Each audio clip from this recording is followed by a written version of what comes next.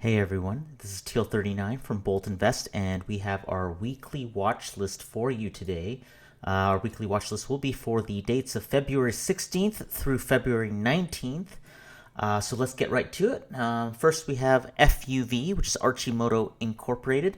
So just a couple things that showed up on my scanner here. It's been holding this trend line since January 15th, hasn't really broken through. We did have some volume selling here, but it looks to be dwindling volume down to low. RSI on the stochastic RSI is quite low. It's down below the green, which is kind of typically where your buy zone would be. Regular RSI is down to the 40s, and if you look at kind of where RSI has hit that point before, it hasn't really sunk anything lower than that, and has mostly moved up from that point. So I feel confident, at an entry right here at around 27.36 with a ceiling of 36.46. And we take a look at what that drop is. That drop was a 25% drop, so I think we have a lot of upwards room above first to move. I would be looking at contracts for probably April to try to capture that April earnings rush and earnings run. So probably not a play yet, but we'll keep an eye on the price movement here. If it chops around that trend line, I would probably enter relatively soon, as I don't think there's going to be much resistance in that bar here, so it might move through this range rather quickly.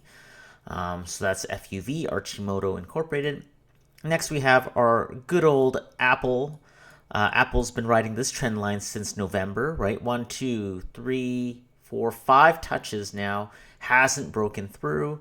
Now, it had earnings not too long ago when it was trading at around 143, 144. Came all the way back down to 130. It's currently 134-ish. I think the selling has probably ended. Again, we can look at the RSI, and it's cooled down a lot now. Starting to climb back up, so I think a play is good here. I have heard a lot of news about, entries on Apple recently, so it's going to get some volume pop in the next little bit. May 4th is the next earnings, but I don't think we're going to have to wait that long. So I would probably look at March contracts, and we'd probably look for a return to that 144 range. So that's definitely on the radar. We already have entered some Apple contracts, which should already actually be a little bit green. But we can definitely play this again. Next, we have AKAM, which is Akamai Technologies. Like this showed up on radar a little bit. We were playing this wedge breakout here not too long ago, and I think that's going to be another one that we can play. We rode it all the way up here, kind of sold contracts off. It bled out during the earnings, but if you look at kind of where it's fallen before, you can create a trend line here, and I don't think the selling is going to continue off of this. It's already started to bounce. RSI is quite low. It's actually around the 20s, holding the base that it was at before, around 100, before it pumped all the way to 124. So I think that another play, earnings in May 4th. I think that another play here could be good. Again, might watch the price movement for another 1 or 2 days, and then look for an entry. Next, we have APPN, so Appian Corporation. Again, similar kind of play. We see it winding a little bit, decreasing volume. RSI is still a little high, just because the price movement is a little high. But I think that with earnings coming up this week, I think this could actually make a move.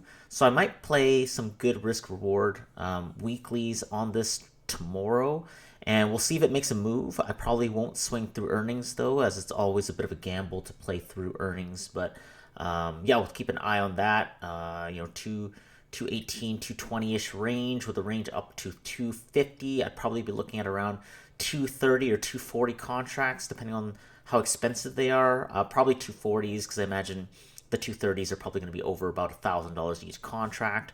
So I'd like to have maybe multiple contracts so that I can leave one to swing over earnings if it seems to make a big enough move. But you can see the volume has been dwindling here a little bit, and not much volume here, so I think a big move happens this week one way or the other.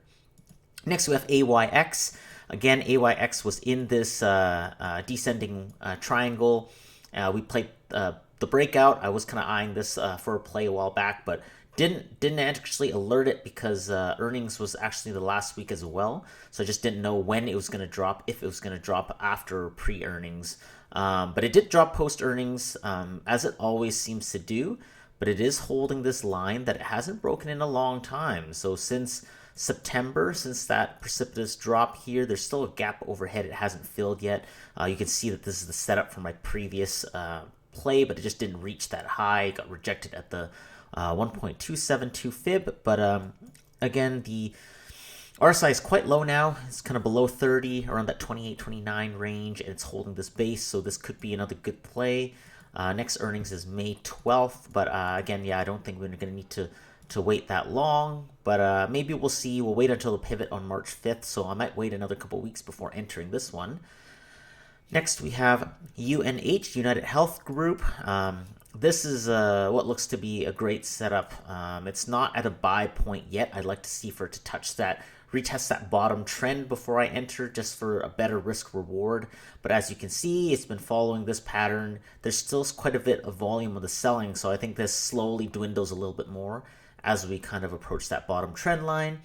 Entry will be probably around here, so sometime in the next week, maybe by the end of the week, maybe on Friday, and then we would look to maybe take March or April contracts. We'll have to see, and look for a break out of that triangle with the upper range of 368 all the way down from 322. So that's a $40-$50 move that possibly could happen. It's almost like a broadening microphone here a little bit, so or megaphone, and so yeah, we'll kind of take a look at that one.